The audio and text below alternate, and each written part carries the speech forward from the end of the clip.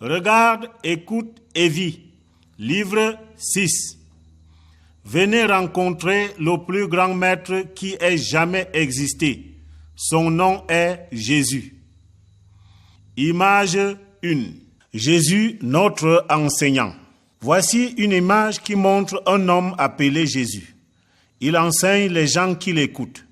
Il leur parle de Dieu, le seul vrai Dieu, celui qui nous a tous créés. Dieu aime tout le monde. Jésus vient de la part de Dieu. Jésus connaît Dieu parfaitement. Mais les gens sont séparés de Dieu par le péché, c'est-à-dire la désobéissance à Dieu, qui se montre en mauvaise action. Jésus raconte des histoires pour montrer aux hommes comment ils peuvent connaître Dieu, s'approcher de lui et lui obéir.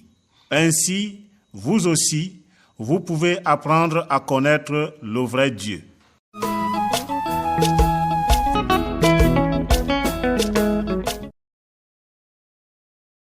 Image 2. La maison sur le roc.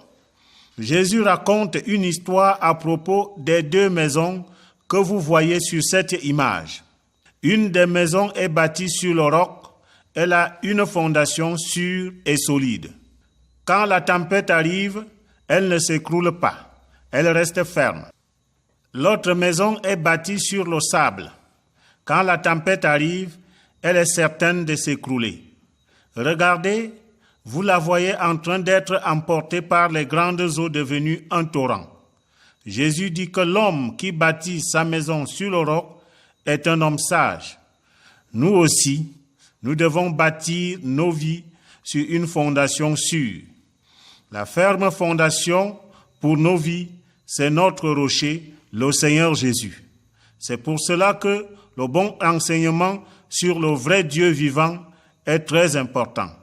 Si nous croyons au Seigneur Jésus, nous voudrons obéir à l'enseignement de Dieu, à sa parole, et notre âme ne sera jamais détruite par Satan après la mort de notre corps. Nous serons forts quand les problèmes de la vie arriveront et Dieu sera alors avec nous.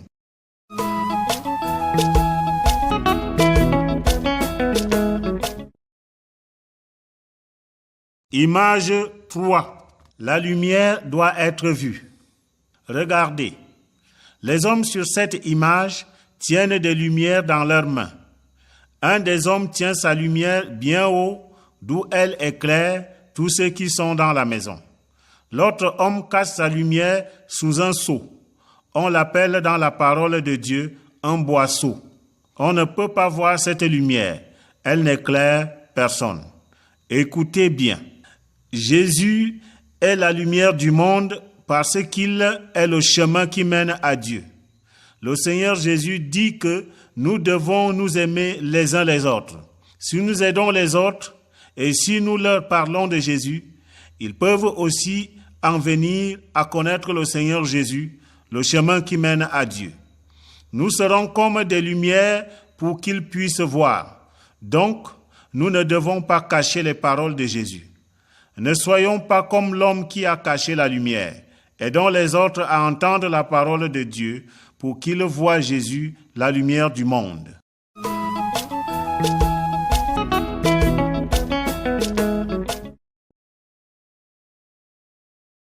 Image 4. La vengeance.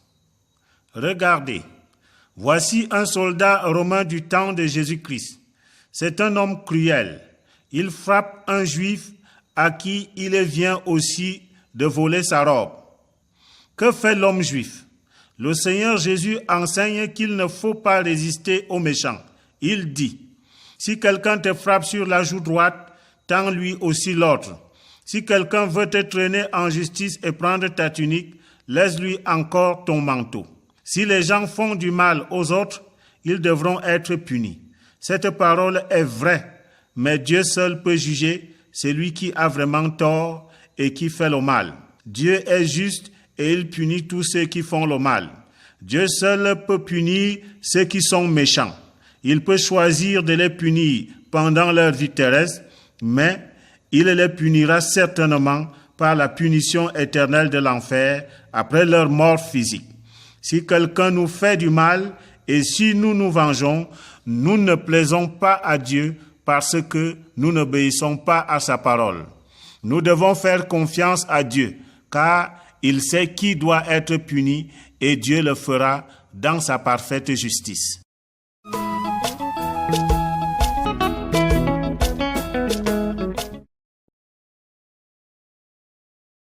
Image 5. La prière à Dieu. Ici, nous voyons deux hommes qui sont en train de prier. Un de ces hommes se tient debout devant la rue. Il fait une très longue prière et la répète plusieurs fois.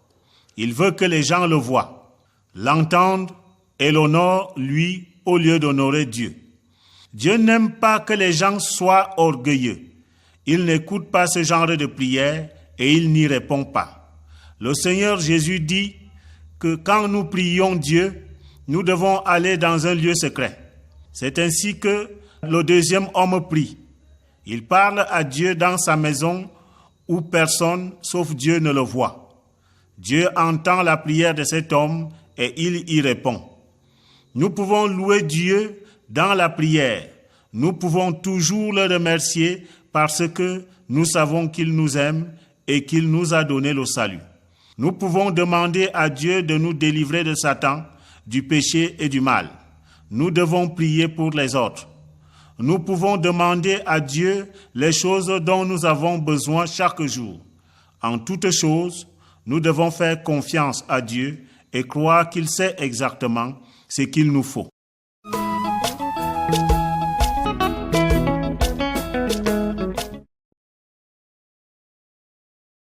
Image 6. Le mal dans le monde que Dieu a créé.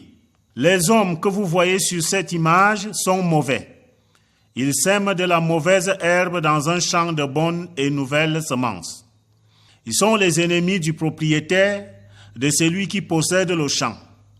L'homme ne peut pas arracher les mauvaises herbes. S'il essaye de le faire, il pourrait détruire la bonne semence de blé en même temps que les mauvaises herbes. Il doit donc attendre le moment de la moisson. Dieu est comme ce propriétaire. Satan a semé les pécheurs parmi les gens de ce monde. Mais au bon moment, le Seigneur Jésus reviendra. Il séparera Satan et les hommes pécheurs qui lui obéissent d'avec les hommes qui croient en Dieu, qui lui montrent qu'ils l'aiment et suivent le Seigneur Jésus, le chemin de Dieu, et en obéissant à sa parole. Les pécheurs seraient jetés dans le feu comme les mauvaises herbes. Pour les pécheurs, c'est le feu de l'enfer qui ne s'éteint jamais. Le Seigneur Jésus rassemblera pour lui-même ceux qui le suivent, tout comme le propriétaire garde le bon blé au moment de la moisson. Si nous appartenons au Seigneur Jésus, nous serons avec lui pour toujours.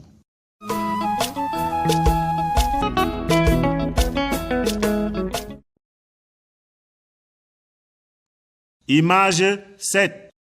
Les enfants de Dieu. Regardez, un jour, des gens ont amené leurs enfants à Jésus. Ils voulaient que Jésus pose les mains sur eux et qu'il prie pour eux. Les disciples de Jésus essayent de renvoyer les enfants. Jésus corrige ses disciples et dit, « Laissez les petits enfants et ne les empêchez pas de venir à moi, car le royaume des cieux est pour leurs pareils. » Jésus dit aussi à ses disciples, « Si vous ne vous convertissez et si vous ne devenez comme des petits enfants, vous n'entrerez pas dans le royaume des cieux. Quiconque se rendra humble comme ce petit enfant sera le plus grand dans le royaume des cieux.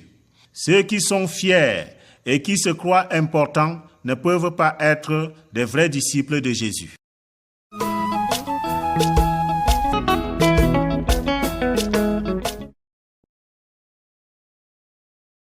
Image 8. La brebis égarée.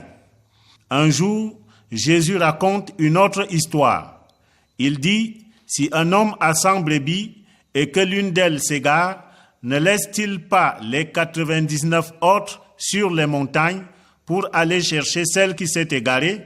Et s'il parvient à la trouver, Il s'en réjouit plus que pour les 99 qui ne se sont pas égarés. Jésus est le bon berger, il garde ses brebis. Nous qui lui appartenons, nous sommes comme des brebis de Jésus. Il nous garde. Jésus a donné volontairement sa propre vie pour nous sauver du péché qui se montre dans les mauvaises actions de nos vies et les mauvaises pensées de nos cœurs. Jésus nous sauve de Satan et de la mort éternelle. Jésus vient chercher et sauver les hommes et les femmes perdues, tout comme ce berger qui cherche son mouton, sa brebis. Il nous cherche et veut nous sauver.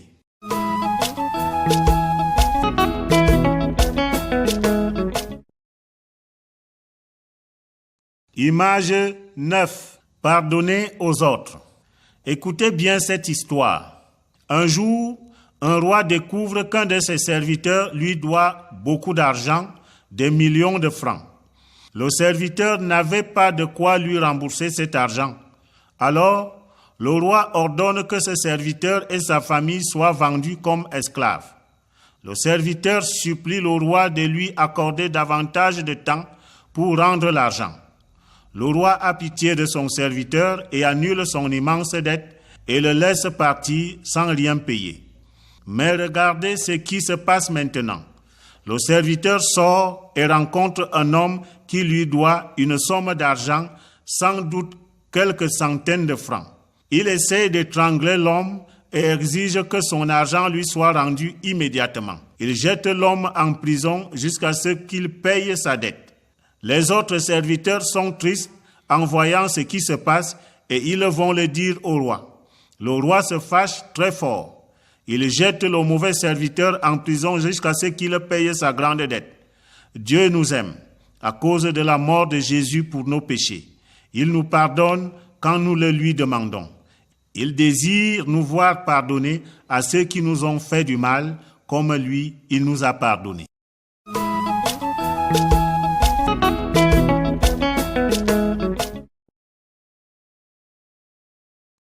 Image 10. La récompense de Dieu. Ces ouvriers sont venus pour recevoir leur salaire à la fin de la journée. Le propriétaire a promis de leur payer une pièce d'argent par jour. Mais regardez, l'ouvrier qui est payé le premier a commencé le travail tard dans la journée. Il n'a fait qu'un peu de travail, mais il reçoit autant d'argent que s'il avait travaillé toute la journée. Le deuxième homme a travaillé une demi-journée. Le dernier homme, lui, a travaillé toute la journée. Ces deux ouvriers reçoivent la même somme d'argent que le premier. Ils se plaignent parce qu'ils n'ont pas reçu davantage. Mais le propriétaire leur a donné le salaire d'une journée entière comme ils avaient convenu.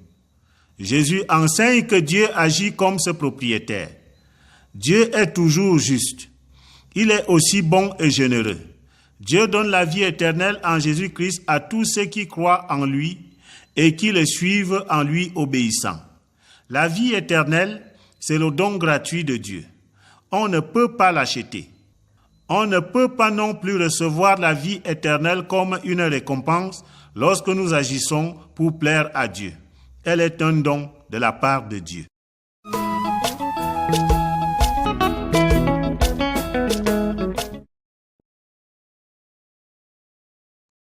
Image 11. Soyons prêts. Et Jésus raconte une histoire à propos de 10 jeunes filles qui attendent des noces. Parmi elles, il y a 5 qui sont sages. Mais les 5 que nous voyons sur cette image manquent de sagesse et d'intelligence. Tout à coup, à minuit, l'époux, c'est-à-dire le mari, arrive. Les jeunes filles sages sont prêtes pour le rencontrer. Leurs lampes sont pleines d'huile, elles peuvent les allumer et entrer dans la salle de noces avec l'époux. Les jeunes filles sans intelligence, c'est-à-dire folles, n'ont plus d'huile dans leurs lampes. Elles doivent vite aller en acheter, mais pendant qu'elles sont loin, on ferme la porte de la salle de noces à clé. À leur retour, les jeunes filles folles trouvent la porte fermée. Elles commencent à crier « Seigneur, ouvre-nous ! Seigneur, ouvre-nous !» Mais l'époux répond « Je ne vous connais pas. Maintenant, Jésus est au ciel, mais un jour, il va revenir pour nous chercher et nous prendre avec lui. Ceux qui sont prêts, comme les sages de l'histoire, iront au ciel avec lui pour toujours. Les autres, comme les folles, seront séparés de lui pour toujours. Soyons donc prêts pour son retour. Nous ne savons ni le jour, ni l'heure de son retour.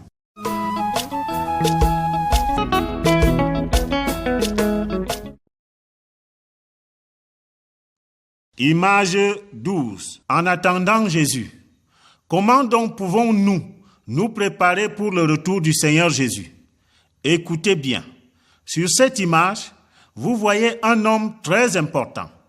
Il vient de rentrer d'un long voyage. Pendant qu'il était loin, ses serviteurs ont pris soin de son argent. Un de ses serviteurs a reçu 5 pièces d'argent. Il a fait du commerce avec cet argent et a gagné 5 pièces de plus pour son maître. Un autre de ses serviteurs a reçu 2 pièces d'argent. Lui aussi, il les a fait travailler et en a gagné 2 de plus pour son maître. Lorsque le maître revient, il est content du travail de ses 2 serviteurs et les récompense tous les 2. Le dernier serviteur, lui, n'a pas fait prospérer l'argent de son maître. Il a creusé un trou où il a simplement caché l'argent. Quand le maître rentre et qu'il apprend ce que son serviteur a fait, il se met très en colère parce que celui-ci s'est montré paresseux. Le maître jette le serviteur inutile dans les ténèbres du dehors. Jésus désire que nous travaillions fidèlement jusqu'à son retour. Il veut que nous aimions et que nous aidions les autres en son nom. Il désire que nous leur enseignions à le connaître et à le suivre en croyant en lui. Alors, quand il reviendra, il nous dira, « Bien, bon et fidèle serviteur, tu as été fidèle en peu de choses, je t'établirai sur beaucoup.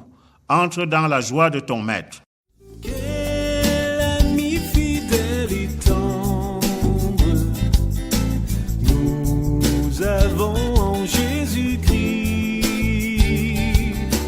toujours prêt à nous entendre, à répondre à notre cri.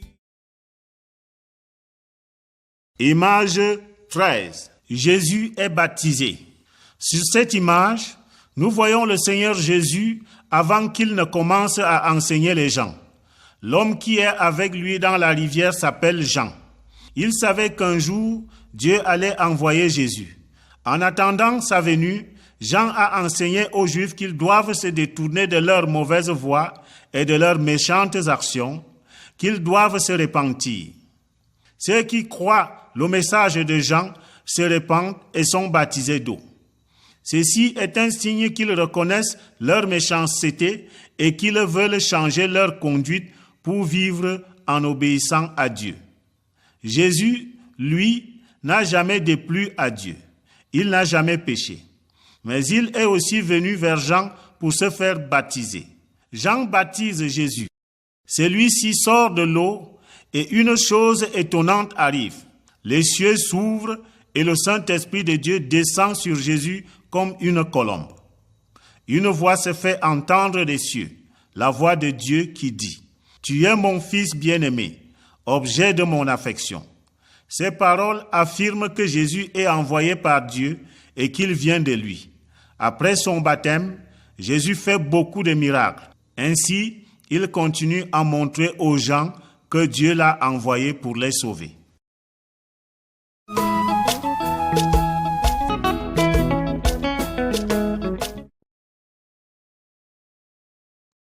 Image 14.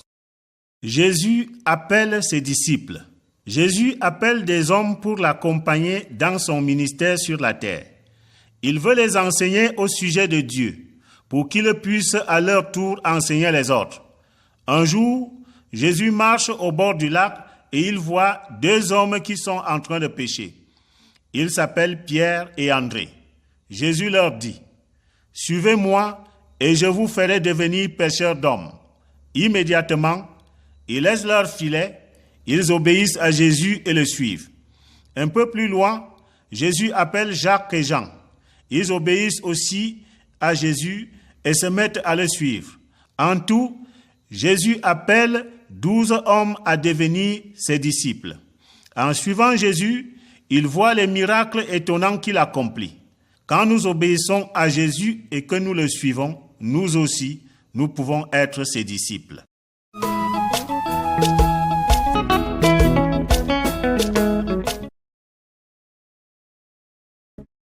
Image 15. Un homme guéri. L'homme sur cette image a une terrible maladie de la peau qu'on appelle la lèpre. Au temps de Jésus, c'était une maladie qu'on ne pouvait pas guérir. L'homme vient à Jésus, il se met à genoux devant lui et lui dit d'un ton suppliant, « Si tu le veux, tu peux me rendre pur. » Les autres gens ne veulent pas s'approcher du lépreux parce qu'ils peuvent attraper sa maladie. Mais Jésus est ému de compassion pour cet homme. Il étend la main vers lui et il le touche. Jésus répond au lépreux, « Je le veux, sois pur. » Aussitôt la lèpre disparaît et l'homme est guéri de sa maladie inguérissable. L'homme est si heureux qu'il se met à raconter la nouvelle de sa guérison à tout le monde. Le péché est comme la maladie de la lèpre, mais c'est une maladie de l'esprit. Le péché nous sépare de Dieu et des gens, comme la lèpre séparait cet homme des autres.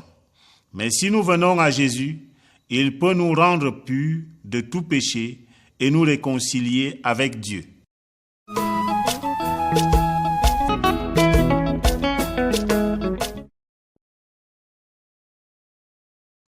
Image 16. Un homme paralysé marche. Un jour, Jésus entre dans une maison pour enseigner les gens au sujet de Dieu. Il y a tant de monde qu'on ne peut plus entrer dans la maison. 4 hommes arrivent portant un autre homme sur son lit. Cet homme est paralysé. À cause de la foule, ils ne peuvent pas entrer dans la maison. Alors, ils font un trou dans le toit plat par lequel ils veulent faire descendre leur ami là où est Jésus. Regardez, ils descendent le paralytique par le trou fait dans le toit et ils le déposent devant Jésus. Jésus voit la foi de ces hommes. Il dit à l'homme paralysé, « Mon enfant, tes péchés te sont pardonnés. » Il y avait là des gens qui se sont dit, « Comment celui-là parle-t-il ainsi ? Qui peut pardonner les péchés si ce n'est Dieu seul ?» Ils ne comprennent pas que Jésus est Dieu. Jésus sait ce que pensent ces gens. Pour leur montrer qu'il a le pouvoir de pardonner les péchés, Jésus dit au paralytique, « Je te l'ordonne, lève-toi, prends ton lit et va dans ta maison. » L'homme obéit à Jésus, il se lève, prend son lit et retourne chez lui en marchant de lui-même. Il est tout à fait guéri. C'est vraiment merveilleux d'être guéri de sa maladie, mais ce qui est encore mieux, c'est d'être guéri du péché, d'avoir ses péchés pardonnés. C'est ce que Jésus a fait pour cet homme et il pardonne aussi nos péchés quand nous le lui demandons. Ainsi, il nous donne la vie éternelle.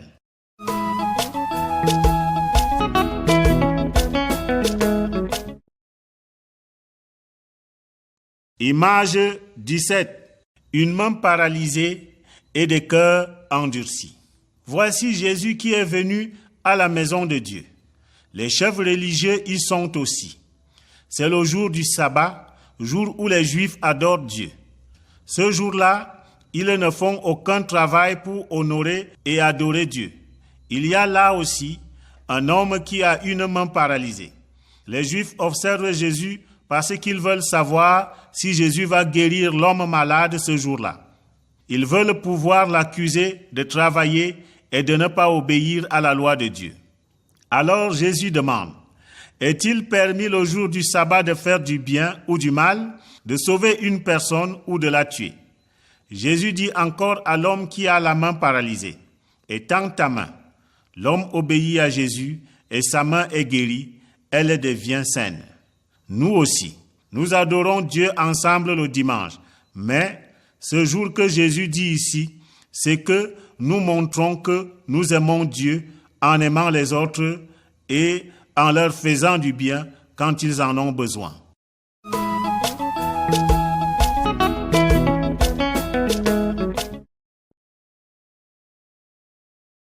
Image 18. Jésus apaise la tempête. Jésus est dans un bateau avec ses disciples. Ils sont en train de traverser un grand lac. Tout à coup, une tempête se lève, les vagues sont grandes et elles se jettent dans la barque qui se remplit vite d'eau. Le bateau est prêt à couler. À ce moment-là, Jésus dort à l'arrière du bateau. Ses disciples commencent à avoir très peur, car ils pensent qu'ils vont mourir dans la tempête. Ils réveillent Jésus et lui disent, « Maître, tu ne te soucies pas que nous périssions. » Jésus se réveille, menace le vent et dit à la mer, « Silence, tais-toi. » Le vent obéit à Jésus. Soudain, l'orage cesse et il se fait un grand calme. Jésus dit à ses disciples, « Pourquoi avez-vous tellement peur? Comment n'avez-vous pas de foi ?» À cause du miracle qu'ils viennent de voir, les disciples ont de la crainte. Ils respectent Jésus. Ils se disent les uns aux autres, « Quel est donc celui-ci, que même le vent et la mer lui obéissent? » Nous savons que Jésus est Dieu. Nous n'avons pas besoin d'avoir peur, mais nous devons l'aimer et lui obéir. Quand nous mettons notre confiance en lui, Jésus nous donne sa paix dans toutes nos difficultés.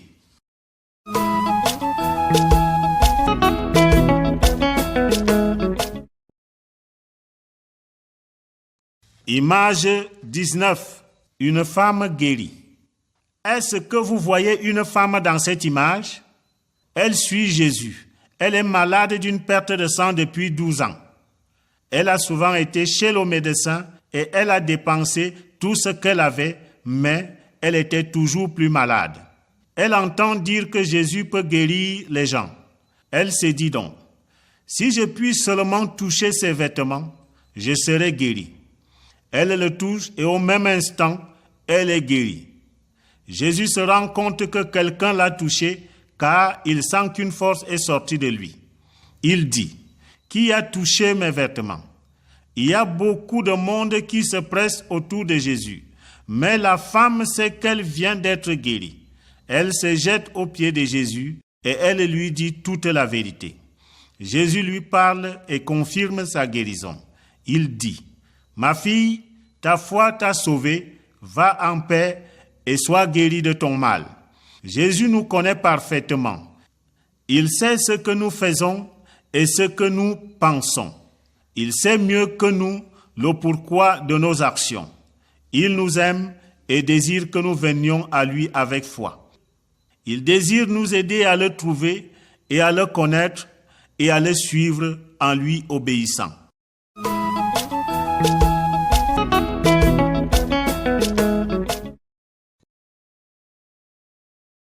Image 20. Un enfant revient à la vie. Jésus est en chemin pour se rendre chez un chef de la synagogue appelé Jairus. C'est un homme très important. Sa fille est malade et il demande à Jésus de venir la guérir. Avant que Jésus n'arrive à la maison, l'enfant meurt et les gens viennent le dire à Jairus et à Jésus. Alors qu'ils sont encore en chemin, Jésus dit au chef de la synagogue, « Sois sans crainte, crois seulement. » En arrivant à la maison, ils entendent les gens qui pleurent et qui poussent des grands cris. Jésus ne permet qu'à Jairus, sa femme et 3 de ses disciples de l'accompagner dans la chambre où se trouve la jeune morte. Là, il la prend par la main et lui ordonne, « Jeune fille, lève-toi, je te le dis. » Elle se lève aussitôt, se met à marcher et Jésus dit de lui donner quelque chose à manger. Jésus a tout pouvoir sur la mort. Ceux qui croient en lui et qui le suivent en lui obéissant n'ont pas à craindre la mort. Ils ont la vie éternelle.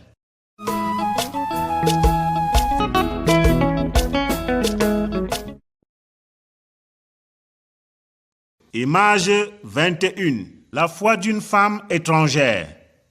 Un jour, une femme étrangère vient à Jésus. Elle a une fille qui est possédée d'un esprit mauvais. Cette maman a entendu parler de Jésus et elle vient à ses pieds. Elle lui demande de chasser le démon impur de sa fille. Jésus lui dit qu'il est premièrement venu pour aider le peuple juif. Il dit que les Juifs sont comme les enfants de la maison et qu'il faut donner à manger aux enfants avant de donner à manger aux chiens, c'est-à-dire aux étrangers. Bien que la femme soit étrangère, Jésus va aussi l'aider. En effet, la femme ne se décourage pas.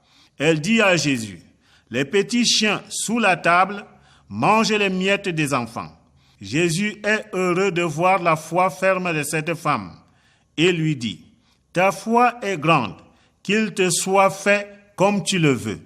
Va, le démon est sorti de ta fille. » Ainsi, Jésus saisit l'occasion pour montrer que le salut n'est pas seulement pour les Juifs, mais pour tous ceux qui ont foi en lui, les étrangers aussi. La femme rentre chez elle et trouve son enfant délivré du démon, comme Jésus le lui a promis.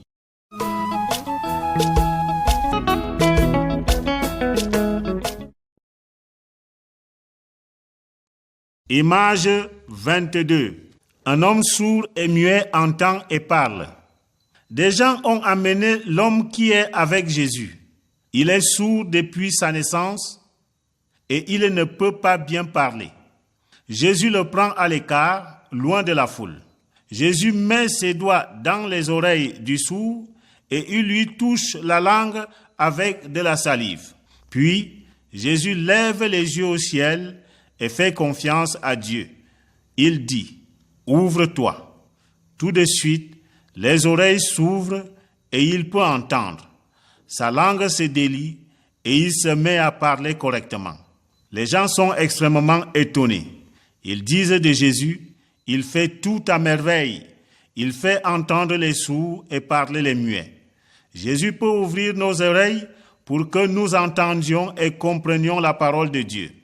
Il peut aussi délier notre langue pour nous donner les paroles dont nous avons besoin pour parler à Dieu, pour lui dire que nous voulons lui faire confiance et lui appartenir, pour le bénir et pour le louer.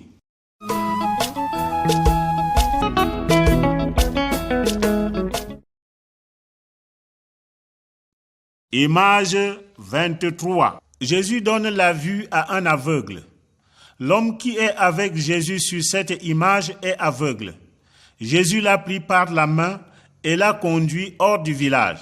Là, il a mis de la salive sur les yeux de l'aveugle.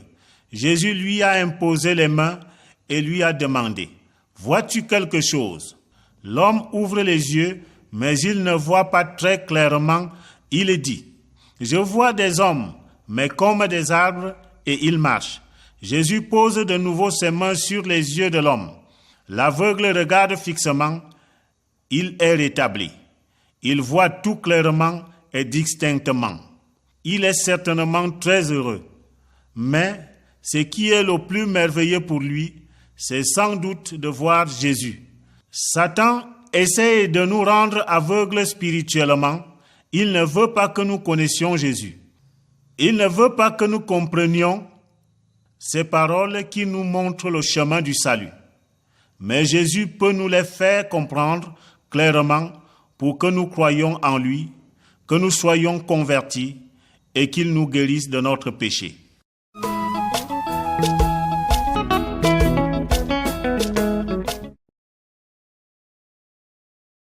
Image 24.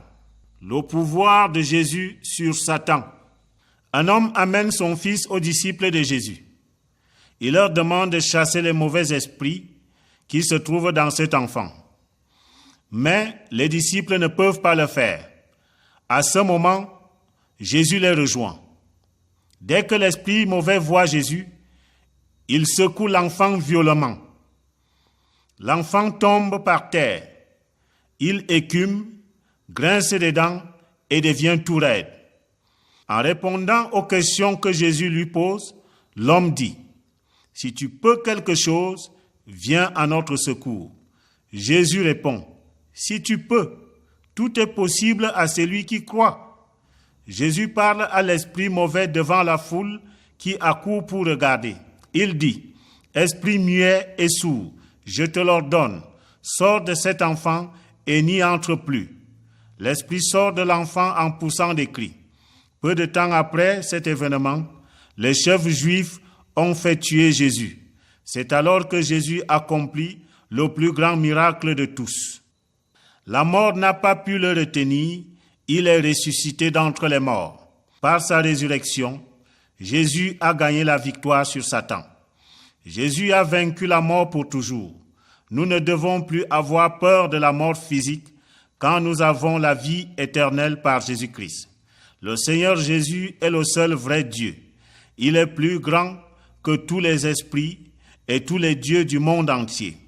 En dehors de lui, il n'y a pas d'autre Dieu. Nous devons mettre notre confiance en lui seul, car lui seul peut nous sauver.